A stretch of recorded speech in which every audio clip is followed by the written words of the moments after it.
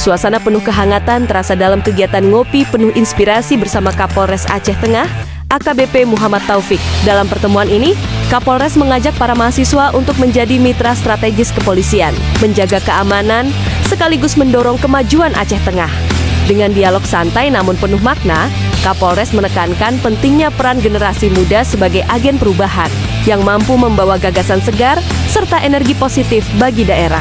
Mahasiswa diharapkan tidak hanya menjadi penonton, tetapi ikut aktif berkolaborasi dalam menciptakan lingkungan yang aman, damai, dan kondusif. Inilah bukti bahwa segelas kopi bisa menghadirkan inspirasi besar untuk masa depan yang lebih cerah.